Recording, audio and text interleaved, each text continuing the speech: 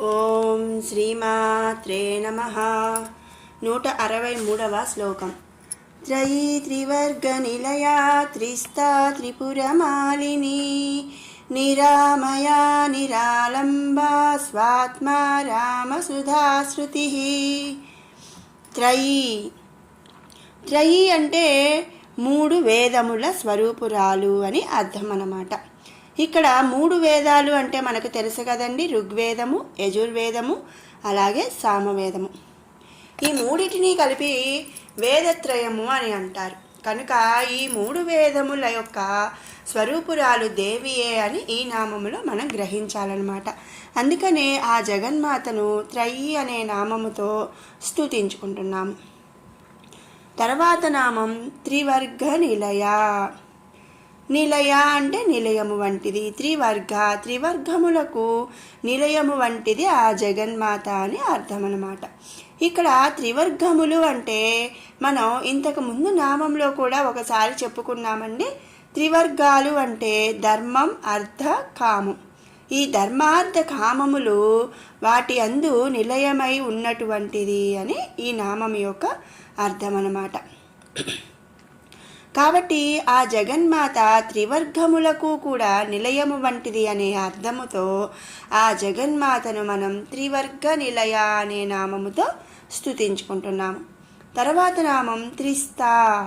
Three అంటే 3, స్థా అంటే ఉండునట్టిది, స్థానము, 3 నందు ఉండునటువంటిది అని ఇక్కడ అర్థం అన్నమాట. ఇక్కడ 3 అంటే ఏమిటి?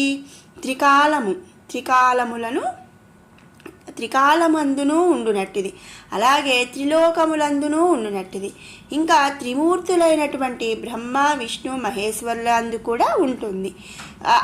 అలాగే త్రివర్గములు అంటే ధర్మార్థ కామములు, మనం ముందు నామంలో చెప్పుకున్నాం కదా, ధర్మార్థ కామములందు కూడా ఉండునట్టిది. త్రయీ స్వరూపమైనటువంటి సామ, యజుర్, ఋగ్వేదములందు కూడా ఉండునటువంటిది, అలాగే త్రినేత్రములను కలిగి ఉన్నటువంటిది. మరి సూర్యుడు, చంద్రుడు, అగ్ని అను 3 జ్యోతిష్యుల యందు ఉండునట్టిది అని ఇక్కడ మనం అర్థం చేసుకోవాలి. అలాగే 3 సంఖ్య కలిగినటువంటి ప్రతి దాని అందు కూడా ఆ జగన్మాత ఉన్నటువంటి స్వరూపురాలు అని ఈ నామం యొక్క అర్థం అన్నమాట. అంటే ఏంటి అంటే ఇప్పుడు నేను చెప్పినవే కాదండి, ఈ 3 అనే సంఖ్యతో ఏవి ఉన్నా కూడా వాటి నందు ఆ జగన్మాత ఉంటుంది అని ఈ నామం యొక్క అర్థం అన్నమాట. కాబట్టి ఆ జగన్మాతని ఇక్కడ త్రిస్థా అనే నామముతో మనం స్తుతించుకుంటున్నాము. తర్వాత నామం త్రిపురమాలిని. త్రిపురమాలిని దేవి స్వరూపురాలు అని అర్థం అన్నమాట. త్రిపురమాలిని దేవి అంటే అంతరార్థసార చక్రమునందు ఉండునటువంటి దేవత. ఆ దేవత యొక్క స్వరూపురాలు అని ఈ నామం యొక్క అర్థం. కాబట్టి ఆ జగన్మాతను త్రిపురమాలిని అనే నామముతో మనం స్తుతించుకుంటున్నాము. తర్వాత నామం నిరామయ. సకల వ్యాధులను అంటే రోగాలను కూడా జయించినటువంటిది అని అర్థం. జనన మరణాదుల రహితురాలైనటువంటి దేవి చెంతకు ఎలాంటి వ్యాధులు అంటే రోగాలు కూడా దరిచేరవు. కనుక అటువంటి పీడనలు లేనటువంటిది. కాబట్టి ఆ జగన్మాతను మనం ఇక్కడ నిరామయ అనే నామంతో స్తుతించుకుంటున్నాము. తర్వాత నామం నిరాలంబ. ఆలంబ అంటే ఆధారము, నిరా అంటే ఏమీ ఆధారం లేనటువంటిది అనమాట. నిరాలంబ అంటే తనకు వేరొక ఆలంబన అంటే ఆధారము లేనటువంటిది. ఈ సమస్త సృష్టికి కూడా ఆధారభూతురాలు, కారణభూతురాలు ఆ జగన్మాత అని మనం ఇంతకు ముందు కూడా చాలాసార్లు చెప్పుకున్నాము. మరి ఇలా అసలు ఈ సమస్త సృష్టికి ఆధారభూతురాలైనటువంటి ఆ జగన్మాత మరే ఆధారము కూడా లేనటువంటిది అని మనం ఇక్కడ అర్థం చేసుకోవాలి. అలాగే దేవి సకల శక్తులకు కూడా అంతర్యామిగా వెలుగొందుచున్నది. కనుక ఆమె స్వరూపమునకు ఆధారభూతురాలు అవుతుంది అని మనం ఇక్కడ గ్రహించాలి. అంతేకాకుండా అటువంటి దేవికి మరొక ఆధారము కానీ అంతర్యామి అయినటువంటి శక్తి కానీ మరేది కూడా లేదు. కాబట్టి ఆ జగన్మాతని ఇక్కడ నిరాలంబ అనే నామముతో స్తుతించుకుంటున్నాం. తర్వాత నామం స్వాత్మా రామ.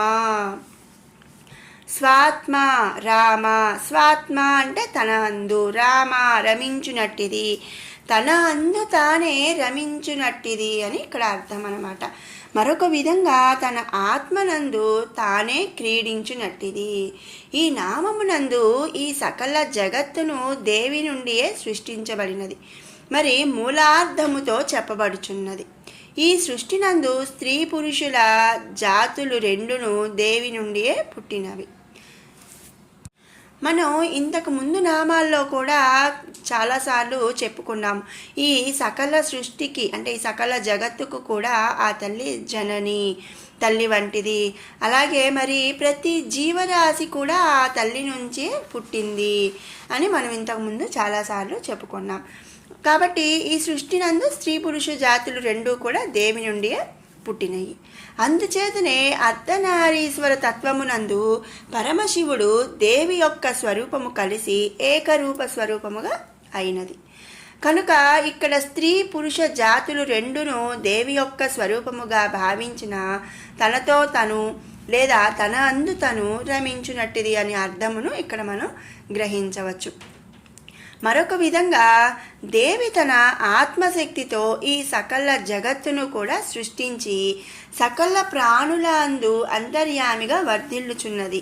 మనం ఇంతకుముందు కూడా ఈ మాట మనం చెప్పుకున్నాము. ప్రతి జీవరాశిలో, కనిపించే జీవరాశిలో, కనిపించని జీవరాశిలో, ప్రతి జీవరాశిలో కూడా అంతర్యామిగా ఆ తల్లి వర్ధిల్లుతుంది. కనుక తన ఆత్మనందు తానే క్రీడించునట్టిది అన్న అర్థమును మనం ఈ నామములో గ్రహించాలన్నమాట. కాబట్టి ఆ జగన్మాతని ఇక్కడ స్వాత్మారామ అనే నామముతో మనం స్తుతించుకుంటున్నాము. తర్వాత నామం సుధాశ్రుతి. సుధా అంటే అమృతం, శృతి అంటే స్రవించునట్టిది, అమృతము స్రవించునట్టి స్వరూపురాలు అని ఈ నామం యొక్క అర్థం అన్నమాట. తనను ఆరాధించు భక్తులనందు అమృతమైనటువంటి కరుణను కురిపించునది అని ఇక్కడ మనం అర్థం చేసుకోవాలి. అంతేకాని ఆ తల్లి నుంచి అమృతం స్రవిస్తుంది అంటే కారిపోతుందా అంటే వస్తుందా అని కాదనమాట. తనను ఆరాధించిన భక్తులందు అమృతమైనటువంటి కరుణను కురిపిస్తుంది. చంద్రస్వరూపురాలై ఉన్నటువంటి దేవి చల్లని చూపులే అమృతమై బ్రహ్మాది మొదలగు దేవతల అందు కూడా మానవాది జీవుల అందు కూడా కురిపిస్తుంది. అంటే ఎవరు అంతకు ముందు నామాల్లో కూడా మనం చెప్పుకున్నాం కదా, ఆ తల్లికి అందరూ సమానమే, ఆ తల్లిని ఎలా ఆరాధించినా అందరికీ కూడా ఒకేలాగా కరుణ చూపిస్తుంది అని మనం చెప్పుకున్నాం కదా. కాబట్టి ఏంటంటే దేవి చల్లని చూపులే అమృతమై బ్రహ్మాది దేవతలకైనా అలాగే మానవాది జీవులందైనా కూడా అందరికీ కూడా ఆ తల్లి చల్లని చూపులే అమృతమై కురిపిస్తుందంట. మరి చంద్రకిరణములను సూర్యుడు మున్నగు దేవతలందరూ కూడా ఆరాధించారని పురాణాలందు చెప్పుకున్నారు. అమృతమును స్రవించున్నది చంద్రకిరణములుగా గ్రహించుట చేత అటువంటి కిరణములు స్వరూపమును దేవి కలిగి ఉన్నది అని ఈ నామములో మనం గ్రహించాలి. కాబట్టి ఆ జగన్మాతను మనం సుధాశ్రుతి అనే నామముతో ఇక్కడ స్తుతించుకుంటున్నాము. 164వ శ్లోకం. సంసారం పంక నిర్మగ్న సముద్ధరణ పండిత యజ్ఞప్రియా యజ్ఞకర్త్రీ యజమాన స్వరూపిణి. సంసార పంక నిర్మగ్న సముద్ధరణ పండిత.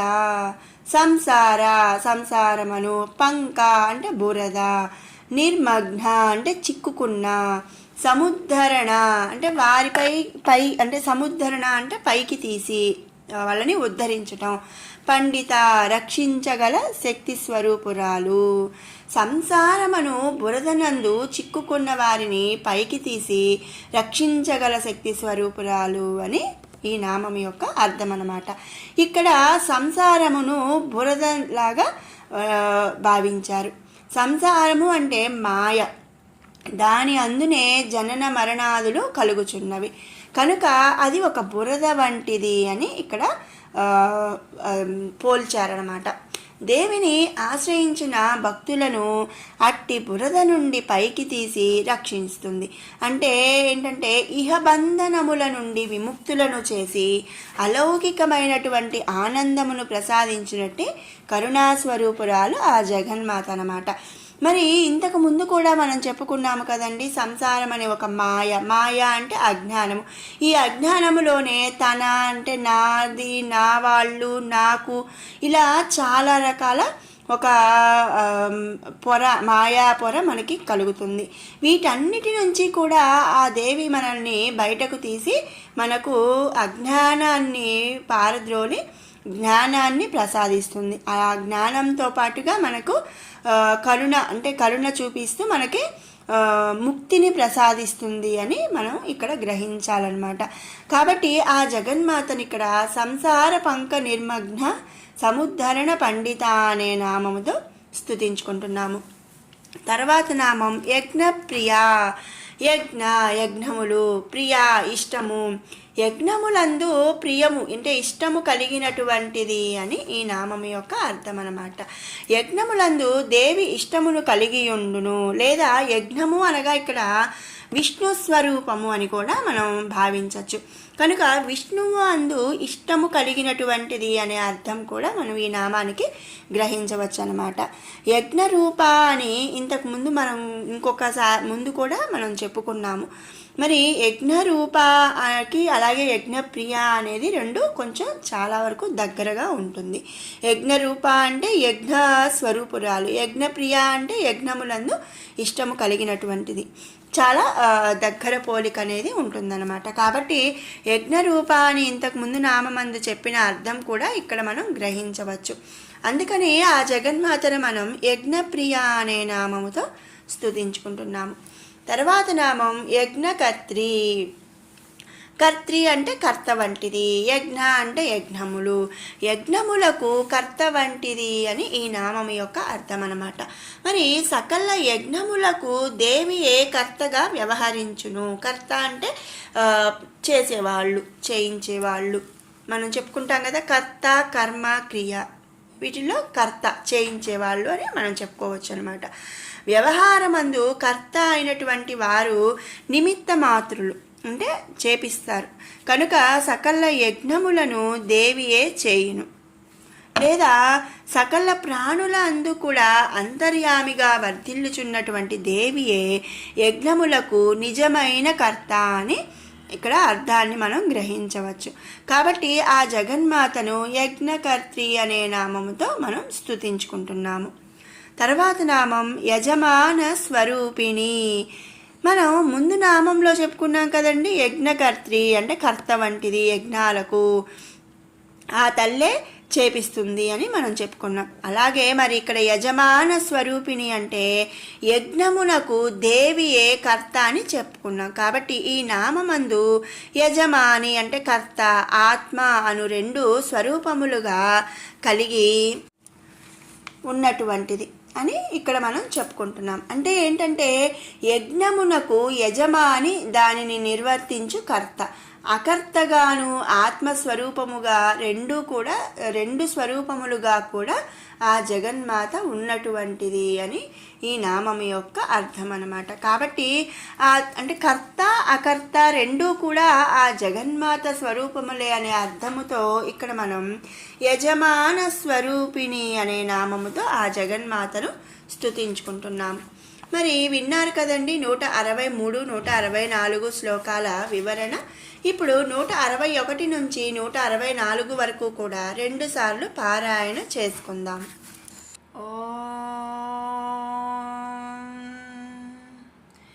ధ్యానం అరుణాం కరుణాతరంగితాక్షీం ధృతపాశాంకుశపుష్పబాణచాపాం అణిమాధిభిరావృతాం మయూకైః అహమిత్యేవ విభావయే భవానీ. ध्यायेत् पद्मासनस्थां विकसितवदनां पद्मपत्रायताक्षीं हेमाभां पीतवस्त्रां करकलितलसद्धेमपद्मां वराङ्गीं सर्वालङ्कारयुक्तां सकलमभयदां भक्तनम्रां भवानीं श्रीविद्यां शान्तमूर्तिं सकलसुरनुतां सर्वसम्पत्प्रदात्रीं सकुङ्कुमविलेपनामलिकचुम्बिकस्तूरिकां समन्दहसितेक्षणां ससरचापपाशाङ्कुशाम् अशेषजनमोहिनी मरुणमाल्यभूषोज्ज्वलां जपाकुसुमबासुरां जपविधौ स्मरेदम्बिकाम् कार्यकारणनिर्मुक्ता कामकेळीतरङ्गिता कनत्कनकताटङ्का लीलाविग्रहधारिणी अजाक्षयविनिर्मुक्ता मुग्धा क्षिप्रप्रसादिनी अन्तर्मुखसमाराध्या बहिर्मुखसुदुर्लभा त्रयी त्रिवर्गनिलया त्रिस्ता त्रिपुरमालिनी निरामया निरालम्बा स्वात्मा रामसुधाश्रुतिः संसारपङ्कनिर्मग्ना समुद्धरणपण्डिता यज्ञप्रिया यज्ञकर्त्री యజమానస్వరూపిణి. మరొక మారు పారాయణ చేసుకుందాము. కార్యకారణ నిర్ముక్త కామకేళీతరంగిత కనత్కనకతాటంకా లీలా విగ్రహధారిణి అజాక్షయ వినిర్ముక్త ముగ్ధా క్షిప్రప్రసాదిని अंतर्मुखसमाराध्या बहिर्मुखसुदुर्लभा त्रयी त्रिवर्गनिलया त्रिस्ता त्रिपुरमालिनी निरामया निरालम्बा स्वात्मा रामा सुधाश्रुतिः संसारपङ्कनिर्मग्ना समुद्धरणपण्डिता यज्ञप्रिया यज्ञकर्त्री यजमानस्वरूपिणी. ओम श्रीमात्रे नमः.